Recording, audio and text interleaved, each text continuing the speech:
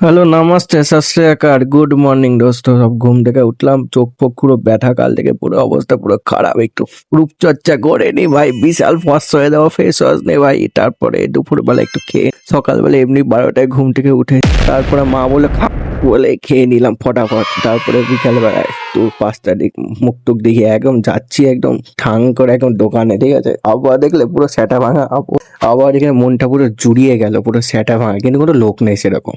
তারপর দোকানে চলে এসেছি, কে সাটানে বসেছিল ওখানে জানি না পাশে, পুরো একদম ফাটাফাটি হাওয়া, দোকানের সামনে কাটা মাল একদম, দোকানে বোর্ড ফোট লাগানো আগে লাগানো হয়নি।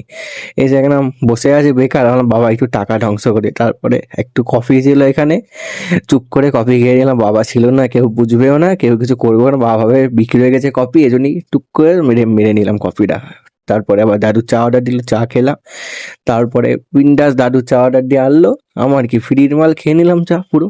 আমি একে প্রত্যেকদিন বিস্কুট খাওয়াই বলে দেখো আমার পিছনে দাঁড়িয়ে আছে পাড়া দেওয়ার জন্য। এটা এত দূর একটা রাস্তা থেকে এরা পুরো দাঁড়িয়ে আছে, আগিয়ে দেবে আমাদের।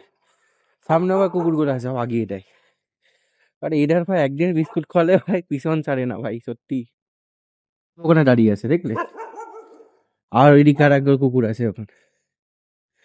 সব মানে এক একটা সব জায়গা, মানে অত অব্দি ওর জায়গা বলে অত অব্দি দাঁড়িয়ে আছে, যতদিন না খাবো দাঁড়িয়ে থাকবে। এটা পুরো রাত্রির দৃশ্য পুরো। নেই রাস্তা, ওখানে কাকুর আড্ডা মারছে সব চায়ের ওখানে।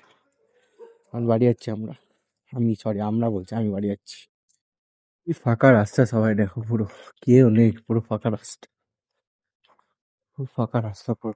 ঘরে ঢুকবো এখানে, ভিতরে ঢুকবো এখন।